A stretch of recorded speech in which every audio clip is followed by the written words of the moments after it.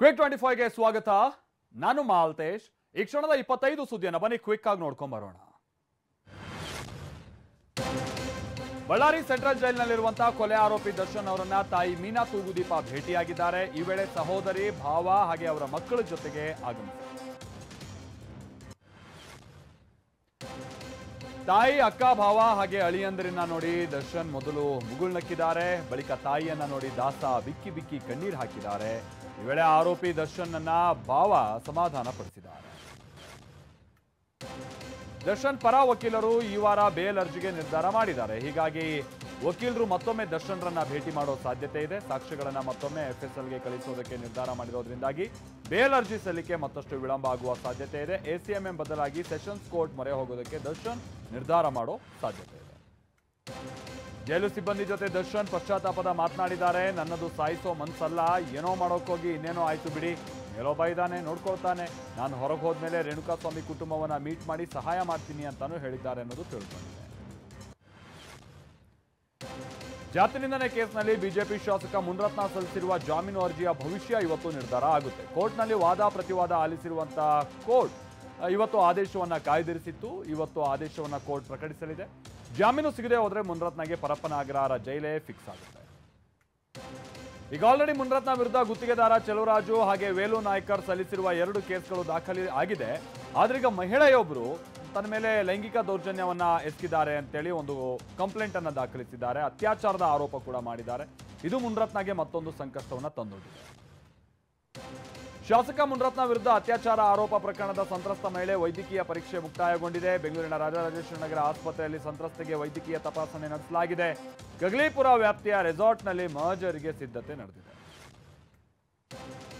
ಶಾಸಕ ಮುನ್ರತ್ನ ವಿರುದ್ಧ rape case ಸಂಬಂಧ ಮಹಿಳೆಯ ದೂರಿನ ಅನ್ವಯ ಆರೋಪಿಗಳ ಪತ್ತೆಗೆ ಪೊಲೀಸರು ವಿಶೇಷ ತಂಡವನ್ನ ರಚನೆ ಮಾಡಲಾಗಿದೆ.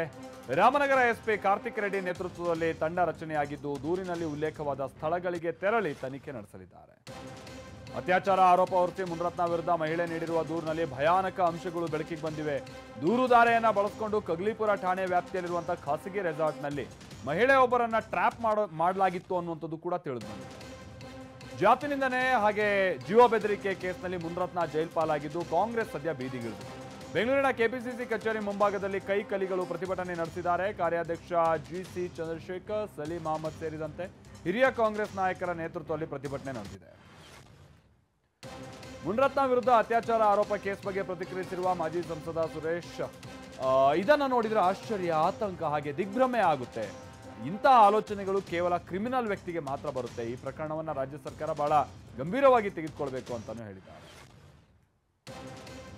ಬಿಜೆಪಿ ಶಾಸಕ ಮುನ್ರತ್ನ ವಿರುದ್ಧ ಅತ್ಯಾಚಾರ ಕೇಸ್ ಬಗ್ಗೆ ಪ್ರತಿಕ್ರಿಯಿಸಿರುವ ಗೃಹ ಸಚಿವ doctor G. Parameshwar, public servants ಈ ರೀತಿ ಮಾಡಿದ್ರೆ ಕಾನೂನಿನ ಅಡಿ ಕ್ರಮವನ್ನು ತೆಗೆದುಕೊಳ್ತೀವಿ, ನಾವು ಯಾವುದೇ ದ್ವೇಷದ ರಾಜಕಾರಣ ಮಾಡೋದಿಲ್ಲ ಅಂತಾನೂ ಹೇಳಿದ್ದಾರೆ. ನೃತ್ಯ ಸಂಯೋಜಕ ಜಾನಿ ಮಾಸ್ಟರ್ ವಿರುದ್ಧ ಲೈಂಗಿಕ ದೌರ್ಜನ್ಯ ಆರೋಪ ಕೇಳಿಬಂದಿದ್ದು ಗೋವಾದಲ್ಲಿ ಹೈದರಾಬಾದ್ ಪೊಲೀಸರು ಬಂಧಿಸಿದ್ದಾರೆ. 21 ವರ್ಷದ ನೃತ್ಯ ಸಂಯೋಜಕಿಗೆ ಲೈಂಗಿಕ ಕಿರುಕುಳ ನೀಡಿರುವ ಆರೋಪದಲ್ಲಿ ಜಾನಿ ಮಾಸ್ಟರ್ ಅನ್ನ ಬಂಧಿಸಲಾಗಿದೆ. ಕೇಂದ್ರ ಸಚಿವ ರಣವೀರ್ ಸಿಂಗ್ ಬಿಟ್ಟು ವಿರುದ್ಧವಾಗಿ FIR ದಾಖಲಾಗಿದೆ. ರಾಹುಲ್ ಗಾಂಧಿಯನ್ನ ಭಯೋತ್ಪಾದಕ ಎಂದಿದ್ದಂತ ರಣವೀರ್ ಸಿಂಗ್ ಬಿಟ್ಟು ವಿರುದ್ಧ ಹೈಗ್ರೌಂಡ್ಸ್ ಪೊಲೀಸ್ ಠಾಣೆಯಲ್ಲಿ KPCC ಲೀಗಲ್ ಸೆಲ್ ದೂರಿನ ಅನ್ವಯ FIR ಅನ್ನ ದಾಖಲಿಸಲಾಗಿದೆ.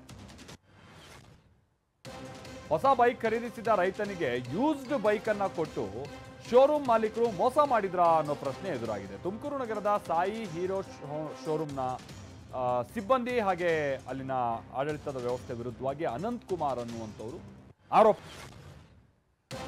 YSR ಕಾಂಗ್ರೆಸ್ ಸರ್ಕಾರದ ಅವಧಿಯಲ್ಲಿ ತಿರುಪತಿ ಲಡ್ಡುಗೆ ತುಪ್ಪ ಬದಲಿಗೆ ಪ್ರಾಣಿಗಳ ಕೊಬ್ಬನ್ನ ಬಳಸಲಾಗ್ತಾ ಇತ್ತು ಅಂತ ಆಂಧ್ರ ಪ್ರದೇಶದ ಮುಖ್ಯಮಂತ್ರಿ ಚಂದ್ರಬಾಬು ನಾಯ್ಡು ಗಂಭೀರ ಆರೋಪವನ್ನು ಮಾಡಿದ್ದಾರೆ.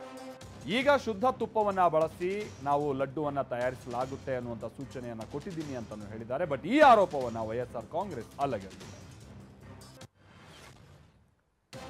ಸೂಪರ್ ಸ್ಟಾರ್ ರಜನಿಕಾಂತ್ ಅಭಿನಯದ ಕೂಲಿ ಚಿತ್ರದ ವಿಡಿಯೋ ಸೋರಿಕೆಯಾಗಿದೆ. ಗಣಿ ಪ್ರದೇಶದಲ್ಲಿ ನೂರಾರು ಜನರನ್ನ ಚದುರಿಸಿ ಓಡುವಂತಹ ದೃಶ್ಯಗಳು ರೆಕಾರ್ಡ್ ಮಾಡಿ ಅದನ್ನ ವೈರಲ್ ಮಾಡಲಾಗ್ತಾ ಇದೆ. ವಿಡಿಯೋ ವೈರಲ್ ಆಗ್ತಾ ಇರೋದಕ್ಕೆ ಚಿತ್ರದ ನಿರ್ದೇಶಕ ಲೋಕೇಶ್ ಕನಗರಾಜು ಬೇಸರವನ್ನು ವ್ಯಕ್ತಪಡಿಸಿದ್ದಾರೆ. ದೆಹಲಿಯಿಂದ ಬಿಹಾರಕ್ಕೆ ತೆರಳುತ್ತಾ ಇದ್ದ ಸೀಮಾಂಚಲ ಎಕ್ಸ್ಪ್ರೆಸ್ ರೈಲಿನ AC ಕೋಚ್ನಲ್ಲಿ ಮಹಿಳೆ ಟಿಕೆಟ್ ಇಲ್ಲದೆ ಪ್ರಯಾಣ ಮಾಡಿದ್ದಾರೆ. TC ಟಿಕೆಟ್ ಕೇಳದಂತ ಸಂದರ್ಭದಲ್ಲಿ ಹಾರಿಕೆಯ ಉತ್ತರವನ್ನು ಕೊಟ್ಟಿದ್ದಾರೆ. ಈ ವೇಳೆ ಟಿಸಿ ಜೊತೆಗೆ ಮಹಿಳೆಯ ನಡುವೆ ಮಾತಿನ ಚಕಮಕಿ ನಡೆದಿದೆ. ಚೆನ್ನೈನ ಚಿದಂಬರಂ ಸ್ಟೇಡಿಯಂನಲ್ಲಿ ಭಾರತ ಹಾಗೆ ಬಾಂಗ್ಲಾದೇಶ ನಡುವೆ ಮೊದಲ ಟೆಸ್ಟ್ ಪಂದ್ಯ ನಡೀತಾ ಇದೆ. ಟಾಸ್ ಗೆದ್ದಂತ ಬಾಂಗ್ಲಾ ಫೀಲ್ಡಿಂಗ್ ಆಯ್ದುಕೊಂಡಿದೆ. ಬ್ಯಾಟಿಂಗ್ ಆರಂಭಿಸಿರುವ ಟೀಂ ಇಂಡಿಯಾಗೆ ಆರಂಭಿಕ ಆಘಾತ ಎದುರಾಗಿದೆ. ವಿರಾಟ್ ಕೊಹ್ಲಿ, ರೋಹಿತ್ ಶರ್ಮಾ ತಲಾ 6 ರನ್ ಗಳಿಸಿದ್ರೆ ಶುಭ್ಮನ್ ಗಿಲ್ ಡಕ್ಔಟ್ ಆಗಿದ್ದಾರೆ.